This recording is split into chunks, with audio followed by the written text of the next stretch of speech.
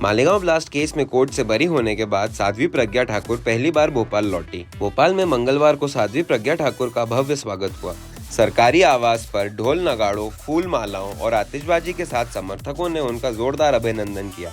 Media से बातचीत में साध्वी ने कहा, मुझे जानबूझकर फंसाया गया, मानसिक और शारीरिक रूप से टॉर्चर किया गया, बड़े नाम लेने का दबाव बनाया गया, लेकिन मैंने कभी झूठ नहीं बोला। उन्होंने हिंदू आतंकवाद शब्द को कांग्रेस की साजिश बताया और कहा कि हरा रंग लेकर आतंकवाद फैलाया गया, लेकिन बदनाम हिंदू समाज को किया गया। कांग्रेस पर हमला बोलते हुए उन्होंने कहा, वो आतंकियों के लिए रोती है और हिंदुओं को प्रताड़ित करती है। साध्वी ने ये भी जोड़ा, हम राजनीति नहीं राष्ट्रनीति करते हैं। मुझसे बहुत बड़े बड़े लोगों के नाम जबरदस्ती बोलने के लिए कहा उन्होंने, मैंने वो नाम नहीं बोले, उनके अनुसार मैंने काम नहीं किया, इसलिए उन्होंने मुझे प्रताड़ित किया। और उन नामों में विशेष तौर पर माननीय भागवत जी का नाम, राम माधव जी का नाम,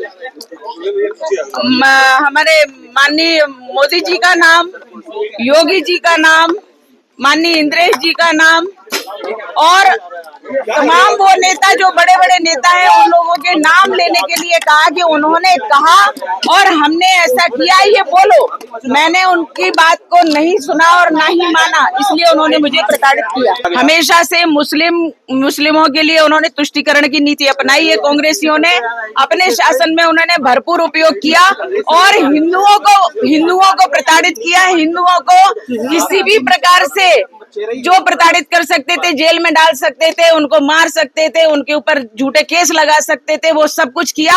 और देश के तो छोड़ो, भगवा को आतंकवाद कह दिया, हिंदुत्व को आतंकवाद कह दिया। ऐसी निकृष्टता, इतने निम्न स्तर की सोच कांग्रेस रखती है और कांग्रेस ने ये कुचक्र रचा और ये देशद्रोहिता में आता है।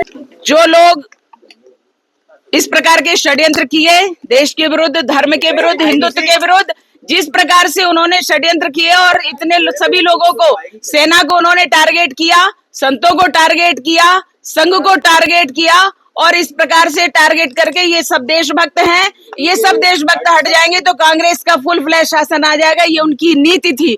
लेकिन ऐसे लोगों ने जो कुचक्र रचा है, षड्यंत्र रचा है, हमारे जज साहब ने स्पष्ट उनके लिए आदेश दिया है कि ऐसे लोगों की जांच की जाए जिन्होंने गलत प्रस्तुति दी है और इस प्रकार से इतना बड़ा केस थोपा गया है। इनकी जांच हो और सजा हो, उनको निश्चित रूप से जांच होगी तो सजा होगी।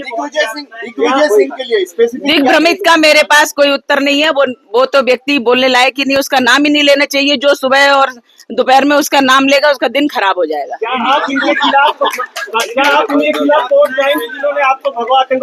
बिल्कुल बिल्कुल, हमारी रणनीति जो रहेगी वो निश्चित रूप से हम आपको अवगत कराएंगे उसके बारे में। और जिन्होंने अत्याचार किए उनको तो निश्चित रूप से सजा मिलनी ही चाहिए। राजनीति में अब वापसी को लेकर क्या कुछ विचार आपका? हम राष्ट्रनीति करते हैं।